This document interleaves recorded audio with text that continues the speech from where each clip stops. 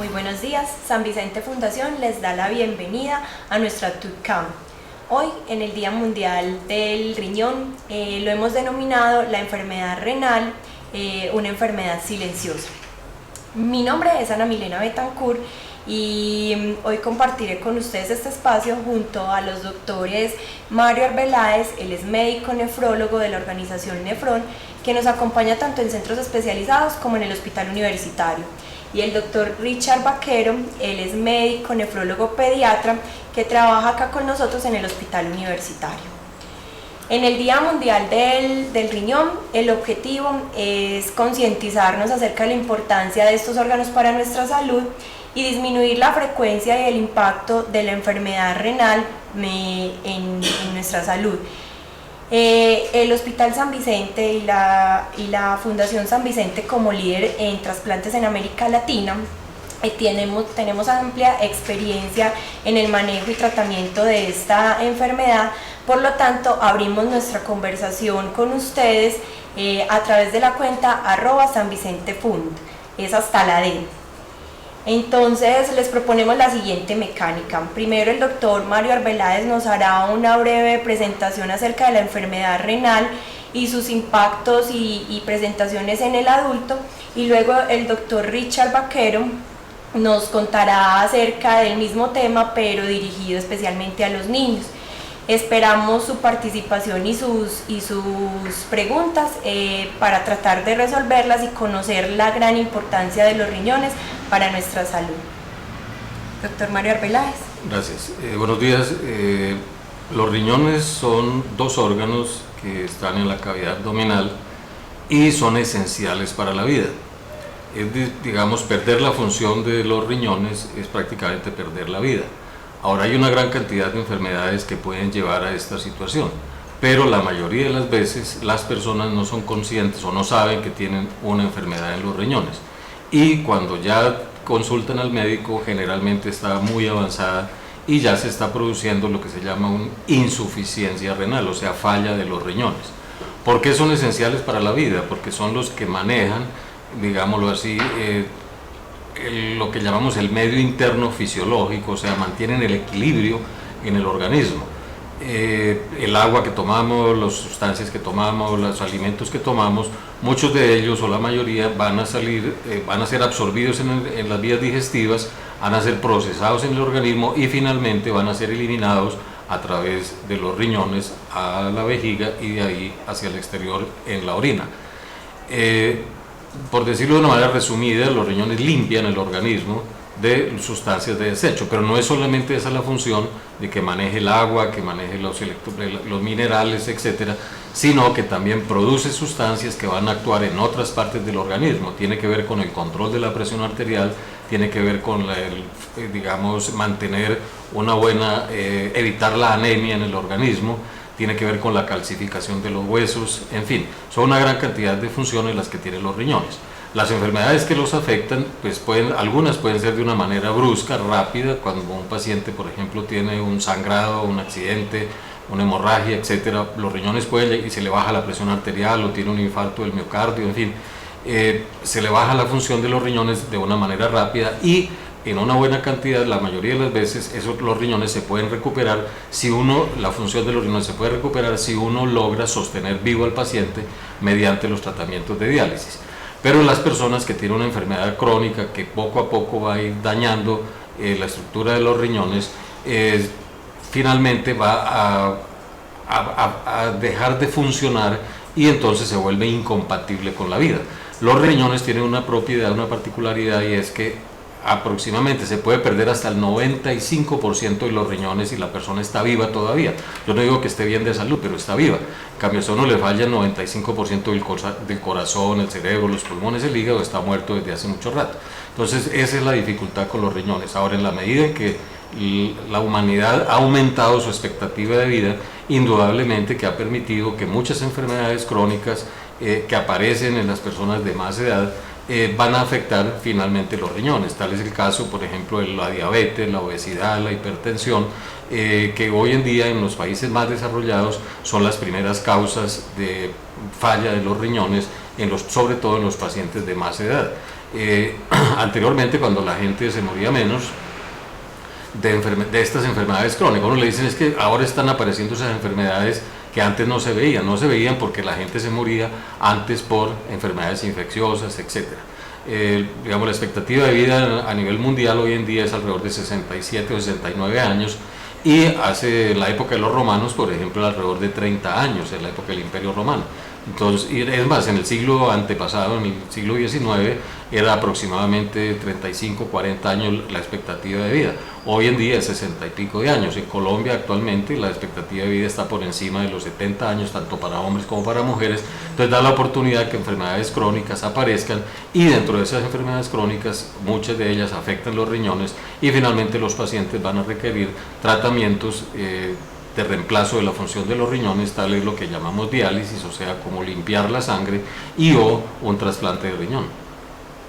Muchas gracias, doctor.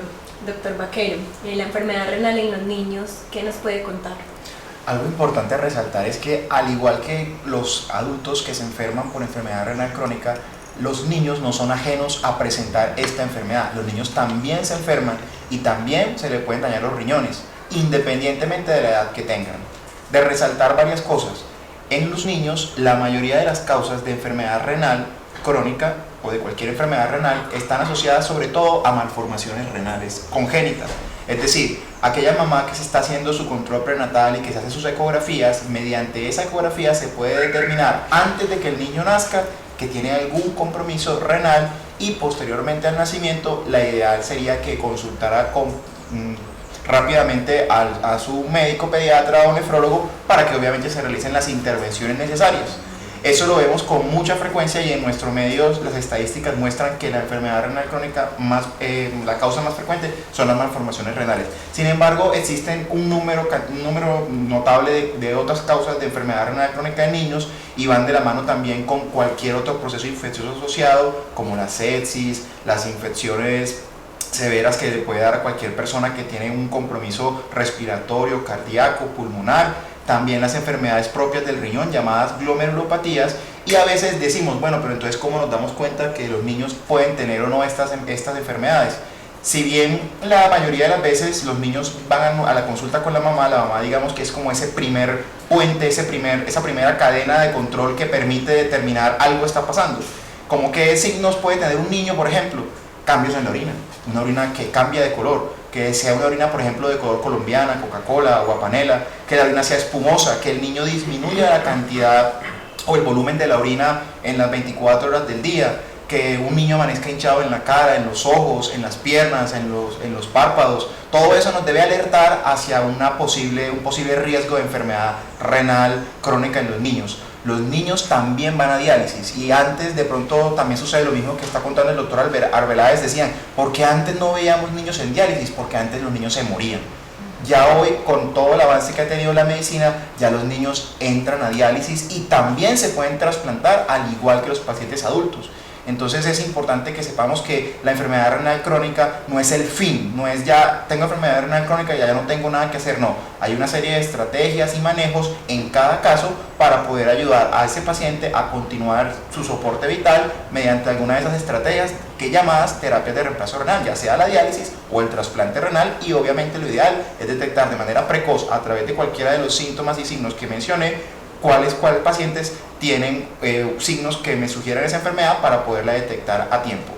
La recomendación aquí importante, clara en los niños, es que debemos llevar a los niños con regularidad a los controles de crecimiento y desarrollo, a sus controles con el pediatra, para que se evalúe el crecimiento, la talla de los niños.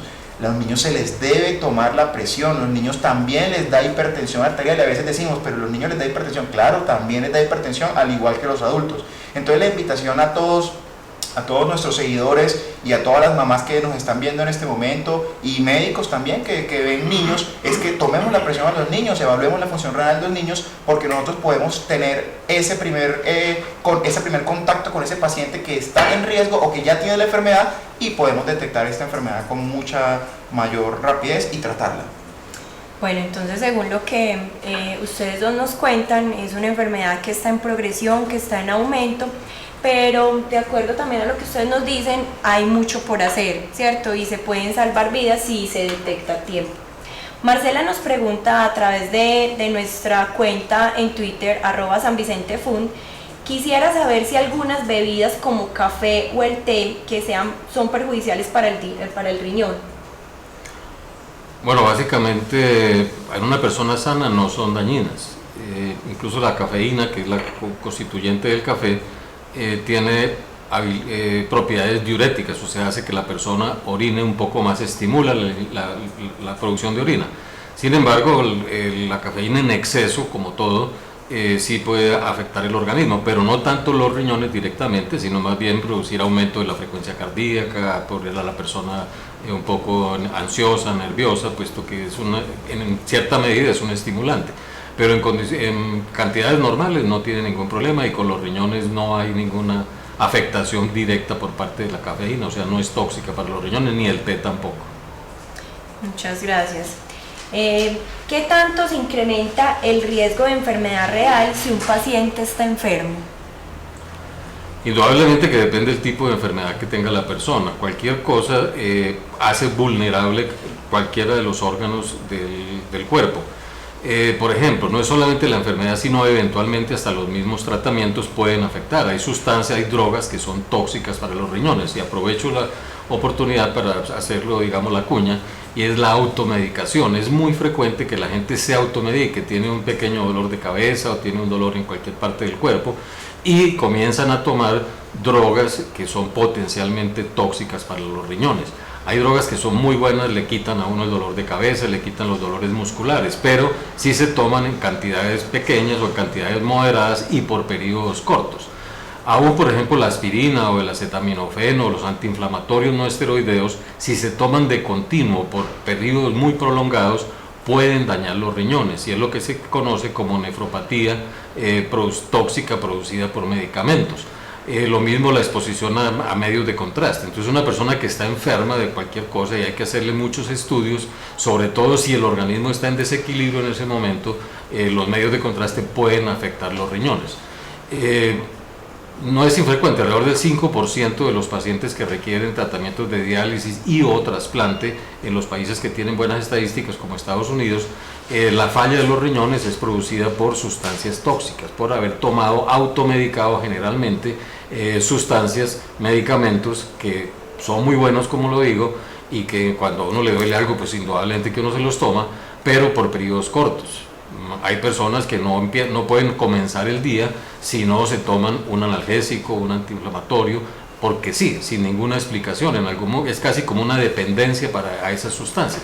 Ahí es donde, después de varios años, 6, 7, 8 años de estar tomando diariamente, así sea una sola tableta, ya comienzan a presentarse señales de que hay afectación de los riñones, y después de 15 o 20 años ya los daños se vuelven irreversibles.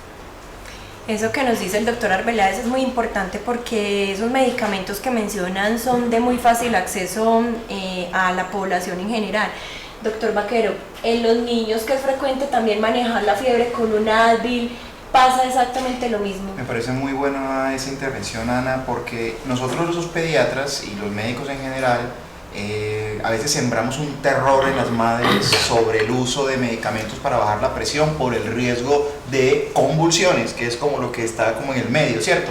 Si bien existe una enfermedad llamada convulsiones febriles, que tiene pues como una definición clara, que no voy a tocar en este momento porque no es el tema, es claro también resaltar que no necesariamente todos los niños que les den fiebre van a convulsionar. Y lo otro es que la idea, cuando yo doy un medicamento para la fiebre, no es que a los 5 minutos, a los 10 o a los 15 minutos la fiebre se baje.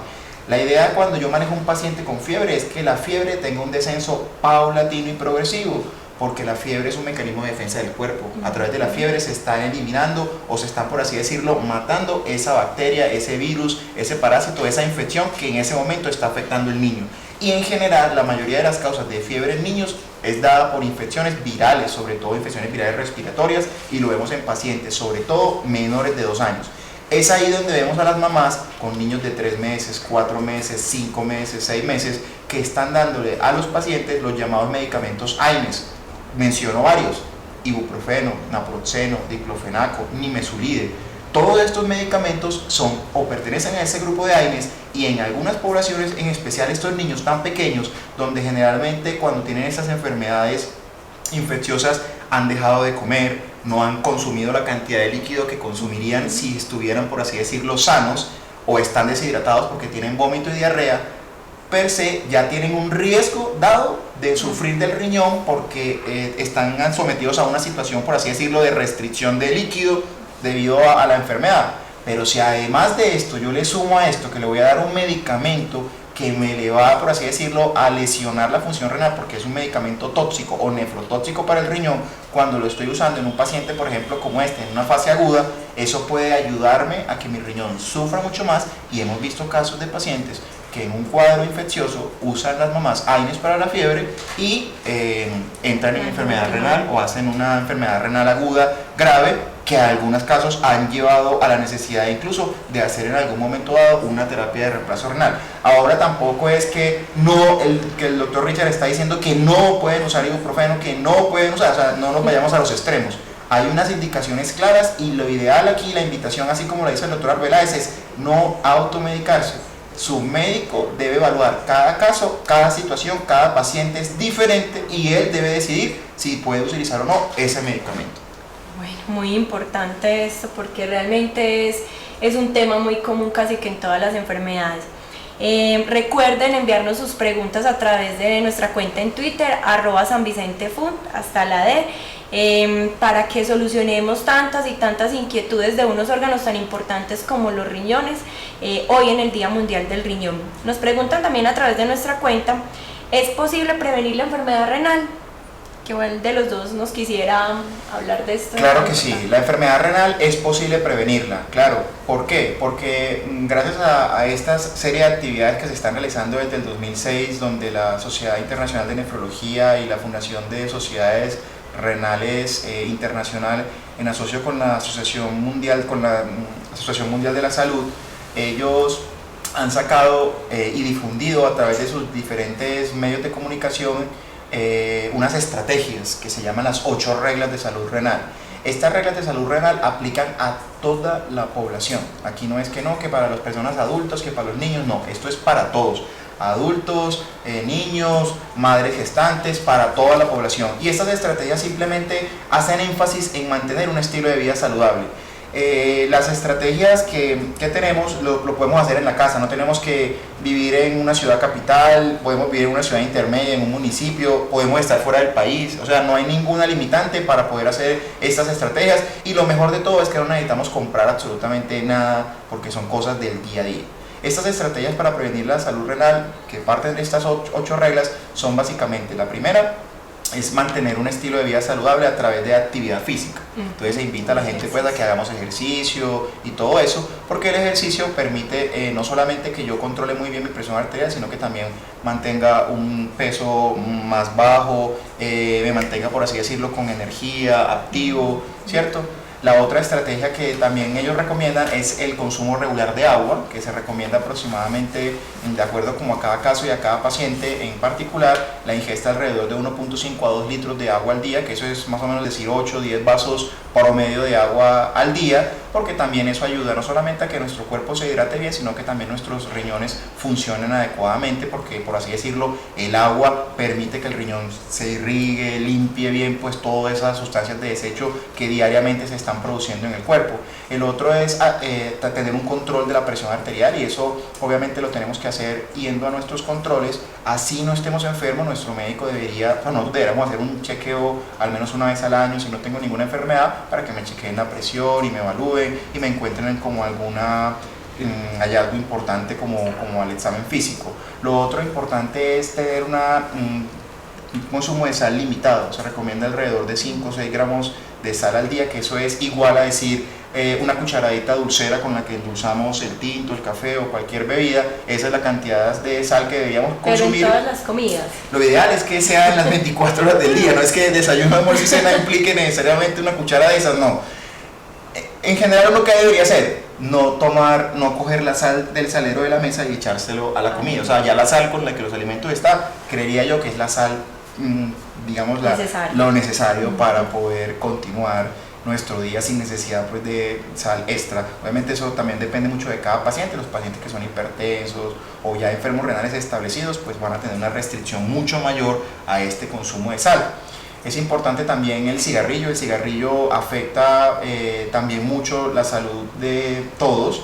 Recordar que no necesariamente fumar hace que yo sufra, porque cuando yo cuando fumo, mi esposa, mis hijos, todos los que están alrededor son fumadores pasivos y eso también de una u otra manera puede incrementar el riesgo de tener una enfermedad renal. Entonces la recomendación es que no fumemos y si por algún motivo ya nosotros tenemos el vicio de fumar o algo, hágalo en un lugar donde usted esté solo y que no esté en contacto ni con su señora, ni con sus hijos, ni con las demás personas que no fuman porque les está perjudicando ser fumador pasivo, que es otra de las estrategias que también menciona la sociedad. Lo otro importante acá es invitar a la gente a la no automedicación, que ya lo mencionamos anteriormente, porque existen unos medicamentos claramente identificados de riesgo. Tener una dieta balanceada, comer frutas, verduras en todas nuestras comidas. Se dice que del plato de comida, se dice que la mitad debería ser ensalada y la otra mitad debería ser carbohidratos y una proteína. O sea que observen que a veces lo que sucede aquí es lo contrario, la mitad es carbohidratos,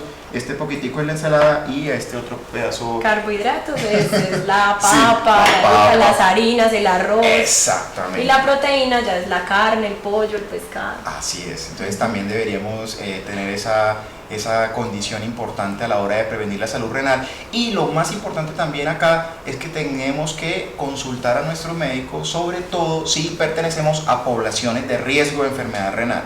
Entonces, ¿cuáles son esas poblaciones de riesgo? Primero, si usted tiene un paciente con enfermedad renal en su familia, usted es un paciente que está en riesgo, o sea, alguien que está en diálisis, trasplantado, o que ya conozca usted que tiene un hermano, primo, hermano, abuelo con una enfermedad renal, consultar al médico, porque obviamente así usted no tenga nada, usted tiene un riesgo mayor de tener enfermedad renal. Igual los pacientes que son diabéticos, los pacientes que son hipertensos, en el caso de nosotros los niños, aquellos niños que de pronto vemos que son pequeños, que no crecen en talla, que no crecen en peso, o que nacieron con alguna malformación renal, son pacientes también que deben consultar. Los pacientes obesos, los pacientes principalmente son como la mayoría de los grupos de riesgo a tener en cuenta a la hora de consultar sobre problemas renales. Muy importante tener en cuenta esas 8 reglas de prevención de la enfermedad renal. Doctor Arbeláez, esta pregunta sí va dirigida a usted. Dicen que tomar cerveza es bueno para los riñones. ¿Es esto verdad o no? Y si es verdad, ¿en qué caso el licor comienza a ser un problema para los riñones? Bueno, generalmente hay un mito alrededor de la cerveza y del alcohol. No, básicamente se dice lo siguiente, consumir alcohol en bajas dosis no es dañino para el organismo y eventualmente serviría en parte incluso para controlar la presión arterial. Pero ¿qué es en bajas dosis? Es consumir menos de 60 centímetros cúbicos, o sea, 2 onzas, par de copas, del equivalente digamos de whisky o su equivalente, porque tiene que ser dependiendo de la concentración del alcohol que tenga el licor que uno vaya a consumir. ¿Qué es lo que hace la cerveza? La cerveza, el alcohol estimula la eliminación, aumenta la eliminación de la orina, entonces, y le da volumen, le da líquido. Entonces, por eso cuando uno toma mucha cerveza, la orina se pone clarita prácticamente como agua, está diluida porque está tomando grandes volúmenes de líquidos. Uno puede tomar, digamos, un líquido, un alcohol que sea concentrado, tipo aguardiente, tipo whisky, tipo ron en copas sin diluirlo, y también le estimula la eliminación, pero como no está tomando grandes volúmenes, entonces sencillamente no le aumenta en la misma cantidad la eliminación. Eso de que tomo cerveza para limpiar los riñones, esos son mitos, mitos urbanos, por decirlo así. Esa es disculpa para tomarse las cervezas, indudablemente. Tiene justificación. Realmente no tiene justificación. Pues uno puede tomar cerveza porque le es sabrosa, le agrada, le quita la sed un rato, pero tiene un problema también, el alcohol, y es que como estimula la eliminación, lo deshidrata a uno. Por eso al otro día, parte de lo que llamamos guayabo, La resaca es sencillamente, los síntomas son producidos en parte por deshidratación, uno tiene la boca seca, le duele la cabeza, etcétera, pero ha eliminado durante esa fase de estar tomando la cerveza y está orinando mucho, está botando potasio, está botando magnesio, está botando otras sustancias que al otro día, por decirlo así, en el guayabo le van a hacer falta. Entonces por eso un juguito sabe muy bueno y le ayuda a comenzar a calmar uno el guayabo. ¿Por qué? Porque le está dando potasio. Un caldo, bien, digamos, con un poquito de sal, le está dando líquido y le está dando sodio y le está dando cloro, que probablemente ha botado durante el tiempo en que estuvo ingiriendo licor.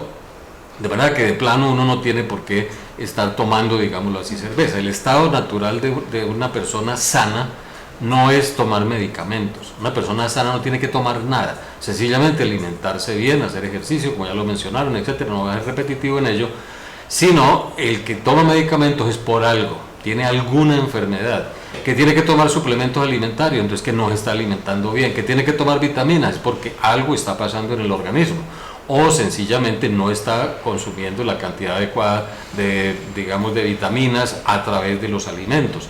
Yo prefiero tomarme, por ejemplo, un jugo de limón, un jugo de naranja, una mandarina, a tomarme una tableta de vitamina C, pero la gente es feliz tomando tabletas.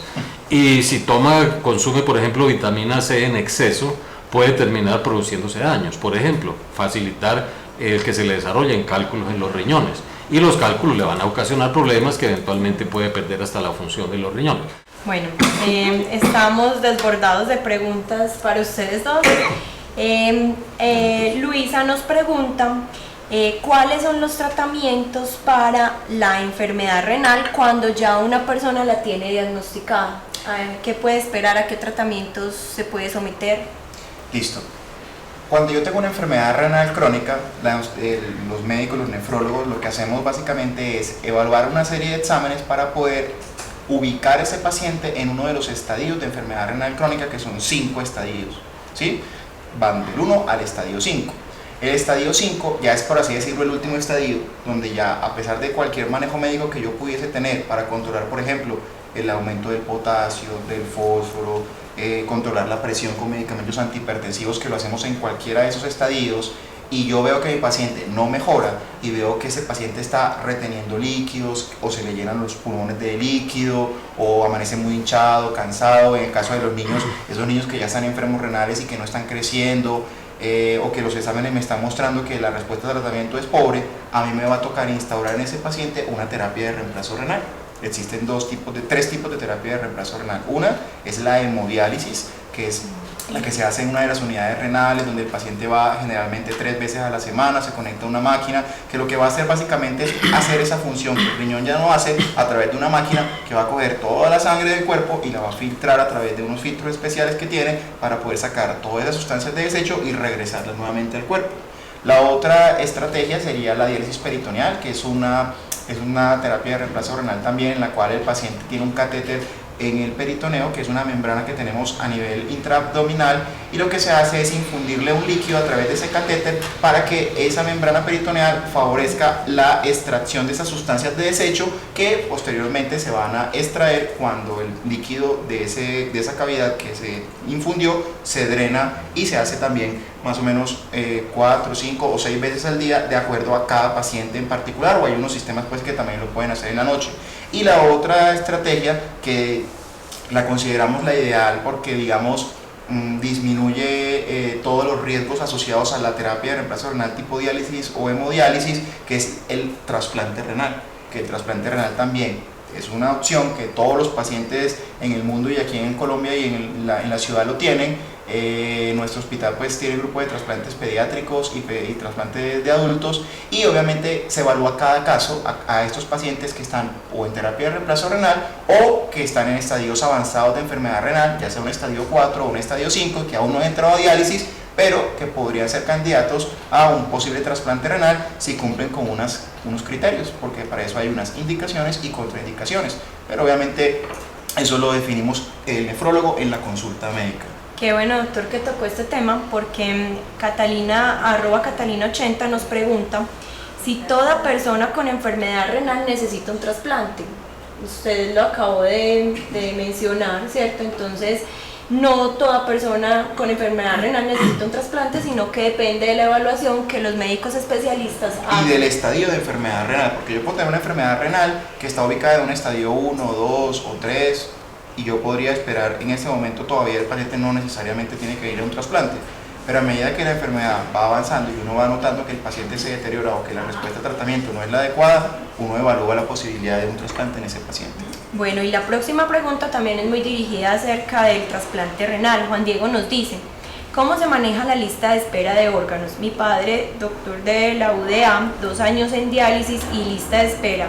¿Hasta qué punto un hijo no puede dar su riñón a su padre con riñones poliquísticos? Nos agradece mucho pues la respuesta que ustedes le puedan dar a esto. Bueno, indudablemente que cuando se tiene una enfermedad que es potencialmente hereditaria, como en el caso de los riñones poliquísticos tienen un problema. Generalmente es una enfermedad de la tercera y cuarta década de la vida. Uno empieza la tercera década cuando cumple los 20 años y la cuarta década la empieza cuando cumple los 30 años. Entonces, generalmente puede comenzar a aparecer la enfermedad en esas edades. Sin embargo, aún desde niño puede comenzar a presentar ya los quistes en los riñones. Hay varios diferentes tipos de enfermedades quísticas en los riñones, pero la que llamamos enfermedad poliquística del adulto es porque generalmente la aparición es en el adulto y eventualmente puede aparecer aún cuando la persona ya está con muchos años, a los 70 o a los 80 años puede aparecerle la enfermedad. Entonces es una persona que eventualmente tiene la potencialidad de desarrollar esa enfermedad que es hereditaria. Uno en general no estimula la donación de hijos a padres. ¿Por qué? Porque puede suceder que ese hijo vaya a tener la misma enfermedad que tiene su padre, indistintamente que sea riñones poliquísticos o no. Desafortunadamente, en nuestro medio aproximadamente un 30% de los pacientes que llegan a la necesidad de la terapia de reemplazo renal, sea diálisis o trasplante, la causa no se logra establecer. ¿Por qué no se logra establecer? Por la consulta tardía, por lo que ya mencionó el doctor Richard y Ana Milena, y es que la gente, como la enfermedad no la siente, entonces cuando ya aparecen los síntomas es porque está muy avanzada. Con respecto a la categorización de los estadios de la enfermedad renal, son como niveles. Los 3 primeros niveles, el paciente puede estar completamente asintomático y se llama enfermedad renal y a lo mejor ni se va a morir de enfermedad renal, se va a morir de otra cosa, del corazón, del cerebro, de cáncer, en fin, de cualquier otra enfermedad, dependiendo pues indudablemente de la edad que pueda tener la persona. Cuando ya entra en estadio 4 y 5 ya se llama insuficiencia. ¿Por qué? Porque ya el funcionamiento de los riñones no está, siendo capaz de controlar todas las funciones fisiológicas, biológicas que cumplen los riñones. Entonces ya comienza a acumular sustancias que sutilmente la persona usualmente no siente que las está acumulando. Ahora, idealmente, en cuanto al trasplante,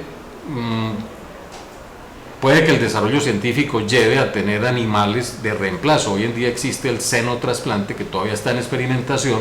Hay un problema y es la transmisión de enfermedades de los animales a los seres humanos, porque a quien recibe un órgano hay que darle unas drogas para controlar las defensas y evitar que el organismo rechace ese riñón. Se ha ensayado con mamíferos como los monos, o se ha ensayado con cerdos, pero todavía no se ha podido llegar, y probablemente dentro de unos 20 o 30 años sí sea factible tener granjas para producción de órganos, o con ingeniería genética y con las células madre, etcétera, se logre desarrollar eso. Pero por ahora, hoy en día, todavía es parte de ciencia ficción. Entonces hay que continuar utilizando los órganos de personas, de seres humanos, que deben ser compatibles. Muchas veces puede que el grupo sanguíneo, por ejemplo, del padre sea diferente al del hijo, independiente porque haya heredado más bien el grupo sanguíneo de la madre, o los tejidos sean completamente diferentes. Va a tener parte, pero no hay una compatibilidad muy buena. Entonces eventualmente es mejor aprovechar y buscar así no sea el hijo, buscar que sea más bien una persona más compatible. Indudablemente que el trasplante mejor es el de donante vivo, familiar. ¿Por qué? Porque pues comparten muchos de los tejidos, tienen la misma identidad de herencia, pero también se puede de personas vivas que no sean directamente familiares, por ejemplo, sino conectados afectivamente, como decir entre esposos, o también entre primos o tíos, o sea, familiares que tienen algún grado de compatibilidad con la persona. Y si no, pues ya hay que recurrir a las personas fallecidas, digamos, a obtener los órganos de esas personas fallecidas, en los cuales también se busca una mayor identidad. Entonces muchas veces la gente se pregunta, pero es que yo llevo 2 años en la lista y no me llaman, y fulanito de tal que llegó hace 3 semanas y ya lo trasplantaron, sencillamente porque esa persona tuvo la buena fortuna de que el donante que apareció, donante fallecido, donante cadavérico, tenía bastantes rasgos muy parecidos con ese enfermo. En cambio, el otro paciente que lleva todavía un buen tiempo esperando un donante, eventualmente no sea muy parecido. Nosotros tenemos, digamos, a diferencia de ciertos países en que no hay mucha movilidad ni mezcla de razas, por ejemplo Irlanda, Suecia, Noruega, en que son países que no se han mezclado, no tienen un mestizaje tan grande. Nosotros tenemos de español, tenemos de indígena, tenemos de raza negra, y no solamente de eso, sino que quienes estuvieron en España a través de la historia, estuvieron los ibéricos, estuvieron los romanos, estuvieron los cartagineses, estuvieron los musulmanes, o sea, pues los árabes, de manera que nosotros somos un cóctel muy grande. Entonces encontrar a alguien que sea muy parecido a uno no es tan fácil, sino tiene que haber cierta similitud para que, digamos, tratar de que el órgano sea aceptado con mayor facilidad por parte de la persona que lo recibe.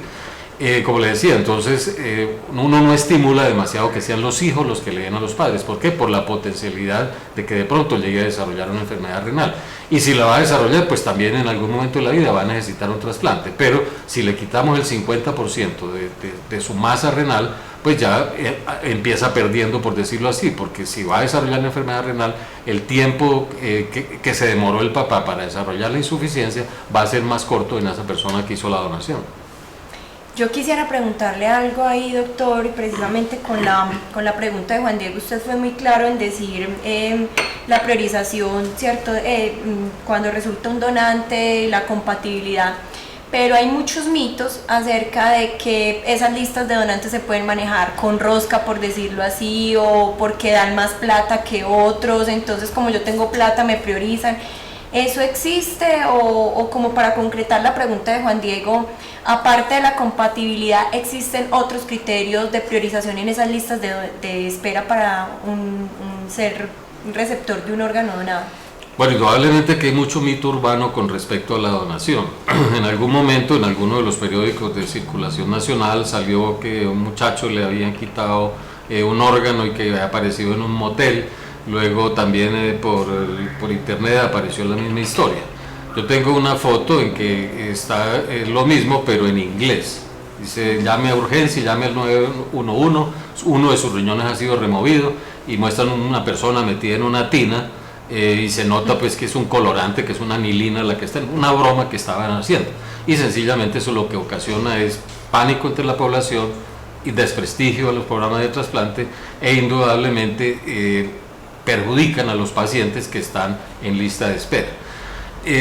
Digamos que todo lo que se plantea fuera cierto, entre comillas, sería filtrable muy fácil, se podría detectar dónde se estaría realizando esas cosas. En nuestra institución y en las instituciones del país, las que yo conozco, todos los sitios donde se hace trasplante, no se hace absolutamente nada que esté fuera de la ley. Ni siquiera entre familiares se acepta que haya estímulo económico. Hay un estímulo que es afectivo, indudablemente. Si uno le quiere dar el órgano a un hermano, o a la esposa, o al esposo, etcétera, ahí no se está obteniendo un beneficio económico, se está obteniendo un beneficio, pero un beneficio afectivo. La gente lo hace por amor, no por compromiso. Digamos, hacer un montaje para hacer un trasplante no es tan fácil. Hay que hacer los estudios de tejidos, hay que hacer los estudios de sangre, se comprometen los laboratorios, están los cirujanos, están los nefrólogos o los distintos especialistas si se trata de otros órganos, está el personal de enfermería, está el personal de apoyo de las instituciones. Entonces, si eso se fuera a mantener como un secreto, alguien correría el chisme, vea, ya están haciendo esto y lo otro. Por lo menos en nuestra institución, como lo mencioné, la determinación de quién es quien va a recibir determinado órgano lo determina es primero el grado de compatibilidad. Primero que sea el mismo grupo sanguíneo, indudablemente, indistinto que sea hombre o mujer. A un hombre le pueden poner riñones de una mujer y a una mujer le pueden poner riñones de un hombre. A un niño se le puede poner un riñón de un adulto, a un adulto se le puede poner un riñón de un niño. Hoy en día la edad, por ejemplo, ya no es tan limitante. En los primeros años, incluso las instituciones nacionales tenían unos reglamentos, no se podía trasplantar sino pacientes entre 10 y 50 años. Yo tengo copia de esa reglamentación. Y el que tenía 51 años pues ya quedaba por fuera, no tenía derecho ni a entrar a diálisis y mucho menos trasplantarse. Hoy en día los trasplantes prácticamente cubren todas las edades. Los niños muy chiquitos sí es más difícil por razones técnicas, pero en los adultos muy chiquitos es menores de 2 años, de ahí para adelante se puede. Y en los adultos prácticamente no hay límite de edad. Hay personas, por ejemplo, el promedio de edad de los receptores en Noruega es como de 70 y pico, y se han trasplantado pacientes de 80, 90 años. Es mejor darle una buena calidad de vida a una persona durante 2, 3, 4, 5 años que se iba a morir del corazón o del cerebro, si tuviera 90, a tenerlo en diálisis con una mala calidad de vida, o que se muera en 6 meses o en 3 meses, en fin.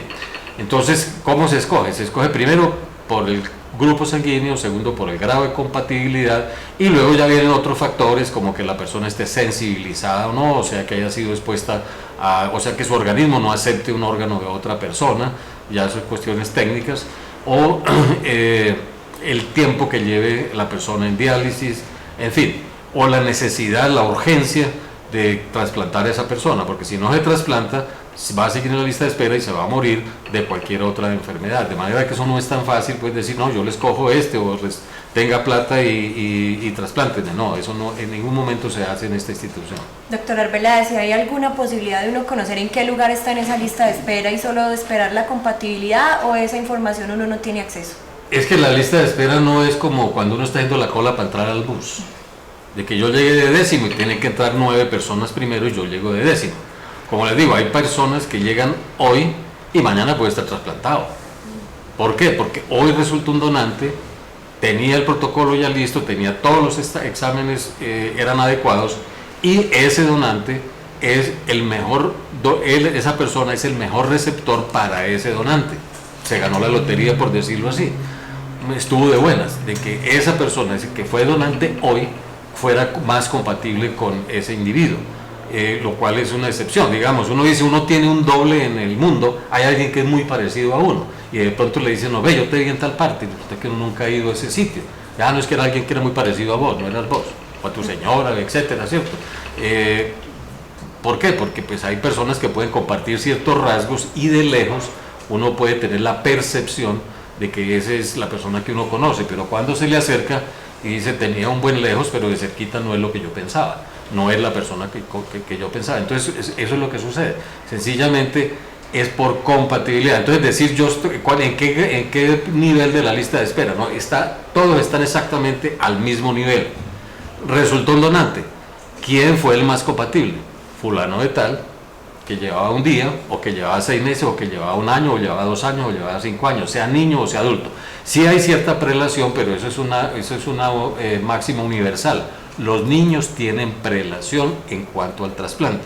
Si un niño está, por ejemplo, una persona puede donar los riñones son 2, entonces sirve para 2 receptores. Si el que está en tercer lugar es un niño, el niño gana porque le da un puntaje mayor, porque a los niños se les tiene preferencia. ¿Por qué? Porque si no, su afectación del crecimiento, del desarrollo, la madurez, etcétera, si el niño permanece mucho tiempo en diálisis, se va a afectar mucho más que un adulto que ya, digamos, está completamente formado. Entonces los niños sí tienen prelación, y tendrían prelación los pacientes que son altamente sensibilizados. De pronto hoy le resultó alguien contra el que no tenía defensas formadas contra ese órgano, entonces se aprovecha y se trasplanta a esa persona. Son los 2 únicos que en determinado momento pueden subir la escala, de resto todos están al mismo nivel. Bueno, recuerden enviar sus preguntas a @sanvicentefundas, sala D, hoy en el Día Internacional del Riñón. Fernando nos quiere preguntar, ¿se puede ser donante de riñón estando vivo? Que ya usted lo contestó, doctor Arbeláez, pero dice, ¿qué riesgos existen para la persona que siendo viva dona un riñón a otra persona? Bueno, la donación, el donante vivo, como los riñones son órganos pares, hay personas que nacen con un solo riñón. Incluso Fernando, yo no sé si le han hecho alguna vez una ecografía o un estudio de que tenga los dos riñones y está ofreciendo uno. Puede que no tenga sino uno. En ese caso no podría ser donante, porque nació con un solo riñón. Y esas personas, cuando por algunas circunstancias se enferman o los estudian, encuentran que no tiene sino un riñón y la persona no sufre de los riñones. Está sano del riñón, en este caso, porque sería un solo riñón. Entonces, el extraer un órgano por una enfermedad, por ejemplo, hasta ahora no se ha demostrado que sea dañino para la persona. Indudablemente que si uno tiene dos riñones, porque el organismo, el desarrollo de la humanidad lo determinó así, tener dos riñones, como tener un solo corazón y no dos corazones, o dos pulmones, o un solo hígado, para formar el individuo. Entonces, al quitarle un órgano, el órgano que queda aumenta su función. O sea, uno tiene una reserva, los riñones tienen una reserva funcional y no están funcionando al 100%, lo mismo que los pulmones. Uno normalmente, cuando está callado, está respirando tranquilo, no está usando el 100% de los pulmones. Si hace ejercicio, indudablemente que aumenta la respiración porque aumenta la necesidad de oxígeno. Con los riñones sucede lo mismo. En periodos de reposo los riñones están más tranquilitos y cuando hay una carga, digamos, de sustancias en el organismo que llamamos carga metabólica, se activan y aumenta la funcionalidad.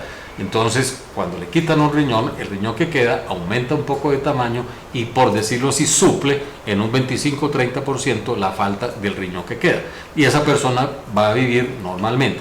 ¿Qué se ha visto en el transcurso del tiempo? Personas que llevan más de 40 años de haberse extraído un riñón, en que puede aumentar un poquito la pérdida de proteínas por la orina. ¿Qué son las proteínas? Lo que hay en la carne, la leche y el huevo, pero sin que esto le produzca enfermedad. Y en algún momento se pensó que se volvían más hipertensos, pero cuando se estudiaron los hermanos de esa persona que hizo donación y los hermanos no hicieron donación, también eran hipertensos. O sea, eran personas que a los 20, 30, 40 años después iban a hacer hipertensión con 1, con 2 o con 10 riñones. De todas maneras iba a ser hipertenso. ¿Qué sucede? Una persona cuando se ofrece como donante lo estudia bien completo, que sus riñones sean sanos. Incluso a veces, muy ocasionalmente, hay que sacarles un pedacito de riñón, lo que llamamos biopsia, o sea, extraer un pedacito de riñón para estudiarlo en el microscopio y mirar que no tenga ningún grado de enfermedad o la misma enfermedad de la persona a quien él se está ofreciendo como donante y que potencialmente pudiera llegar a desarrollar la enfermedad. Caso, pues, como ejemplifiqué, con los riñones poliquísticos también. Entonces, básicamente la donación no viene a ser deleteria para la salud del individuo. Si le fallan los riñones es porque o no fue bien estudiado o porque la persona no se cuidó, sencillamente tomó otras conductas, como decir, se volvió adicto a los antiinflamatorios no esteroideos o a sustancias tóxicas para el organismo, alucinógenos, la heroína, la cocaína, puede afectar la función de los riñones. Además, que también el tiempo pasa. Entonces, una persona cuando se le extrae un riñón no queda congelado en el tiempo, ni va a ser inmortal. Sencillamente, él va a seguir envejeciendo.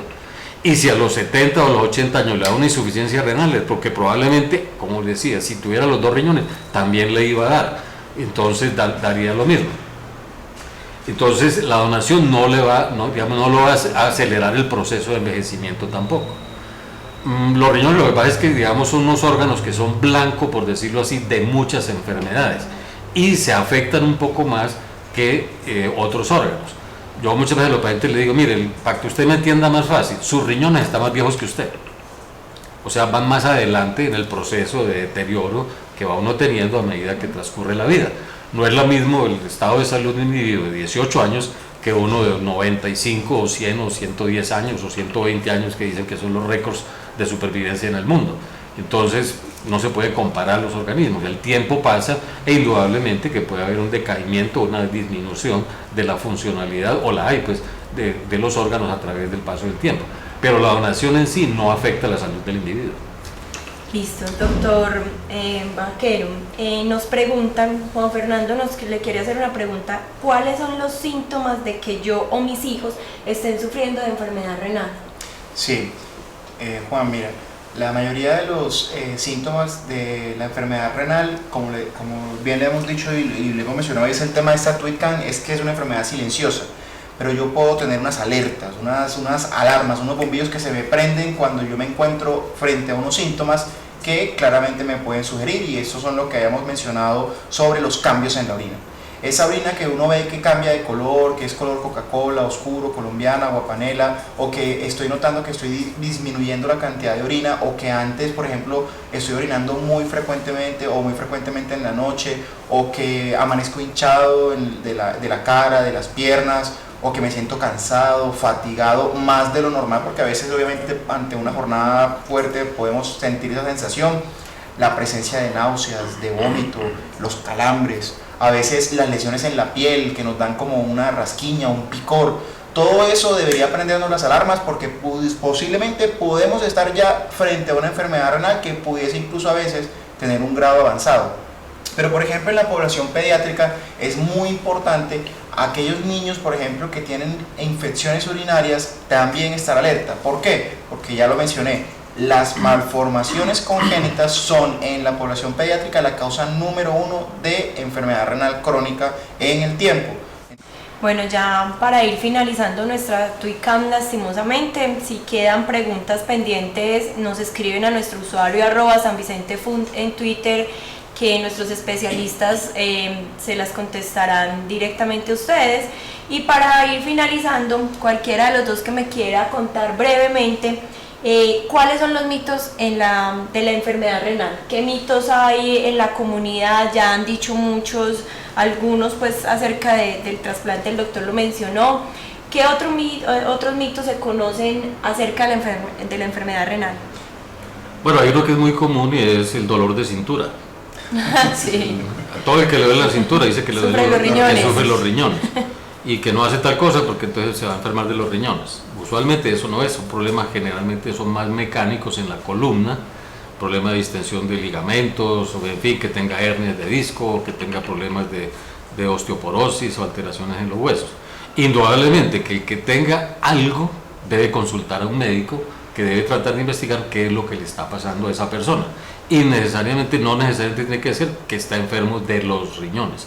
Ahora sí, como expresaba el doctor Vaquero, orina con sangre, hace mucha espuma en la orina, orina muy poquito, se le hinchan los ojos, le arde para orinar, le cuesta trabajo empezar a orinar, tanto hombres como mujeres. Las mujeres no sufren de la próstata, pero sí sufren de que se les cae la vejiga a través de los partos, por ejemplo, o eventualmente inflamaciones o cáncer de cuello, del cuello de la matriz, que puede invadir la vía urinaria en la vejiga, puede producirles obstrucciones en la vía urinaria que van a remotamente afectar los riñones pues hacia arriba, van a hacer lo que el doctor Vaquero señaló como reflujo, o sea que la orina se vaya hacia los riñones.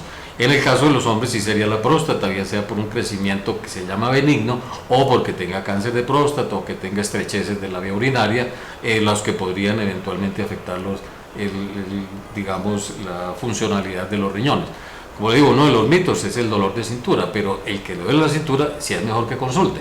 Ya el médico sabrá diferenciar si es un problema mecánico o si es un problema de la vía urinaria. ¿Algún otro mito, doctor? En niños, por ejemplo, también vemos con mucha regularidad que la gente no cree que los niños sufren de enfermedad renal y que eso no existe en los niños, que eso es imposible. Entonces los niños también les da presión alta, también sufren de hipertensión. Entonces la invitación es, tome la presión. Los niños también pueden ser hipertensos y ahí lo puede detectar. Y como no lo creemos que eso no puede ser y les puede pasar. Y también quería aprovechar para dejar también como el mensaje de algunos medicamentos que están, pues, que se expiden con regularidad en tiendas naturistas o hierbas, que a veces vemos con regularidad que usan sobre todo las personas en las zonas rurales dispersas, que la utilizan como para orinar, como efecto diurético. Todas esas sustancias, esas plantas que a veces utilizamos que no tienen, por así decirlo, un soporte científico en la evidencia, algunas veces pueden tener sustancias tóxicas que pueden llevar a una insuficiencia renal. Entonces, esa automedicación con algunas sustancias naturistas o plantas que a veces usan en algunas zonas rurales, ojo con eso, porque a veces usted puede llevar a una insuficiencia renal por el uso de esos tipos de sustancias o plantas sin una formulación adecuada por un médico. Bueno, qué bueno. Al doctor Arbeláez, al doctor... ¿o tiene alguna otra intervención, doctor? Sí, algo que sí. Sí. Y es lo que, refiriéndome a la automedicación y a la formulación sin conocer. A mí me han tocado situaciones en que he tenido que pasar un poco por grosero, por decirlo así, porque alguien dice en una reunión, ve, mira, fulanita estaba muy enferma, yo le dije que tomara tal cosa y si viera la aliviada que se pegó, se mejoró. Entonces yo la pregunta que hago es, bueno, ¿y vos evaluaste si de pronto hizo tal complicación? Si eventualmente esa persona la hizo y ni siquiera te diste cuenta. Yo no, ¿cómo así? Si es que esa sustancia puede producir tales efectos secundarios. El estado natural, como lo dije al principio, el estado natural del ser humano no es andar tomando medicamentos. Y cuando uno formula un medicamento, prescribe un medicamento, es porque debe conocer cuál, digamos, la farmacología, cómo funciona, qué efectos tóxicos tiene, cuáles son los riesgos y cuáles son los beneficios de tomar ese medicamento. Si los riesgos son mayores que los beneficios, tengo que reconsiderar si lo uso. Si los beneficios son mayores, lógicamente que lo uso. Entonces, digamos, es muy fácil que la amiga, la vecina, o el amigo, o el vecino, en una reunión, ve, tomate esto, que eso a mí me sirvió, a usted le sirvió. Puede que al otro le haga toxicidad. Yo conozco, pues, un caso muy doloroso fue una profesora de una de mis hijas, alguien le prescribió un medicamento y desarrolló lo que se llama una anemia aplástica, se le bloqueó la médula para la producción de sangre y esa persona se murió por la recomendación de un medicamento hecho por una persona, por una amiga. Entonces, eso se llama sencillamente, como desconocía que esa droga podía producir anemia aplástica, pues sencillamente, muy olímpicamente, se la recomendó y la otra boba se la tomó y terminó muerta. Así sucede muchas veces. Entonces, cuando uno formula, debe saber para qué sirve ese medicamento y cuáles son sus efectos buenos y cuáles son sus efectos secundarios y los efectos dañinos. Si no, es mejor que no lo formule. Sí, totalmente. La automedicación ya aprendimos que definitivamente no es una buena opción, doctor Arbeláez. Muchas gracias, doctor Vaquero, muchas gracias. Esperamos que haya sido de su total utilidad. Miren la gran importancia que tienen los riñones en nuestra salud y que hay formas de cuidarlos y de prevenirlos. Y lo más importante y el mensaje más importante es que hay que acudir tempranamente a los controles con nuestros médicos. Son las personas expertas en el tema, son las personas que nos pueden mejor orientar. Seguimos conectados a través de @SanVicenteFundación y muchas gracias por estar con nosotros. San Vicente Fundación, una vida entera por la vida.